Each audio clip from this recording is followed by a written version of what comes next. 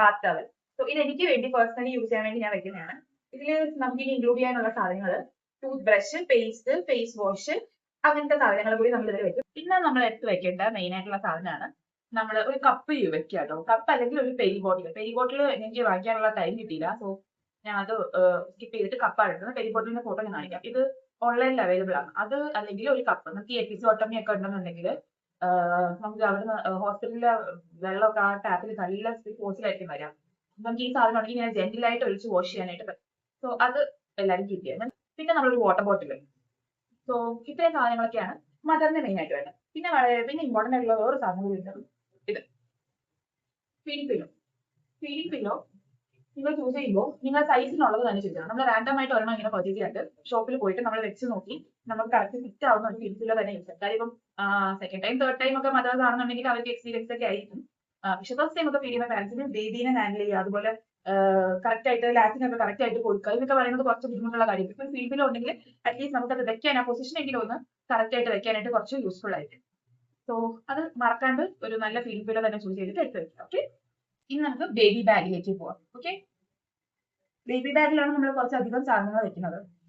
കുറച്ചധികം മെയിൻ ആയിട്ട് നമ്മൾ വെക്കേണ്ടതെന്ന് പറഞ്ഞു കഴിഞ്ഞാല് ക്ലോത്ത്സ് ആണ്, തുണികൾ, ടവൽസ് ആണ്. ഓക്കെ, ടവൽസ്, റാപ്പിംഗ് ടവൽസ് അങ്ങനത്തെ.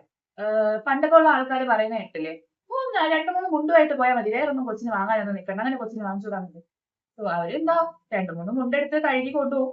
അവരിങ്ങനെ അങ്ങോട്ട് ഡൈപ്പർ, തുണി, പൊതിനോ ഇങ്ങനെ യൂസ് ചെയ്യും.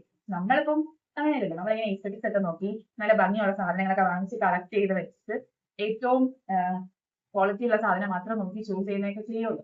സോ അങ്ങനെ വരുമ്പോൾ നമ്മൾ ഇങ്ങനെ ഇതിനെ സ്വാഡിൽസ്, ടവൽസ്, ബർബ് ക്ലോത്ത് അങ്ങനെയൊക്കെ പല പേരിൽ വിളിക്കും. സംഭവം ടവൽസ് ആണ് മെയിൻ ആയിട്ട് നമുക്ക് വേണ്ടത്.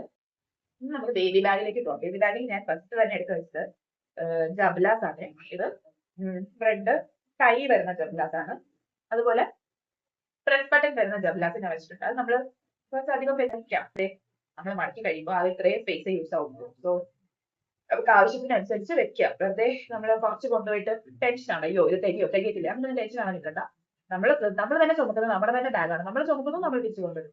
ഈ ബാഗ് വെക്കാനായിട്ട് ആ ഹോസ്പിറ്റൽ റൂമിൽ അധികം സ്പേസ് ഒന്നും പോകുന്നില്ല. സോ നമുക്ക് എന്തെങ്കിലും വെക്കണമെന്ന് തോന്നിയാൽ ജസ്റ്റ് കീപ് ഇറ്റ്. രണ്ടാമത് തിങ്ക് ചെയ്യേണ്ട കാര്യമില്ല, ജസ്റ്റ് കീപ് ഇറ്റ്. ചെറിയ സാധനമല്ലേ, വലിയ സ്പേസ് ഒന്നും എടുക്കുന്നില്ലല്ലോ. നമ്മൾ വീട്ടിലെ ഫാനും ലൈറ്റും ബൾബും നോക്കിക്കൊണ്ട് പോകുന്നില്ലല്ലോ. So keep it. വെറുതെ എന്തിനാ ഒരു ഫസ്റ്റ് ഉണ്ടാക്കുന്നത്.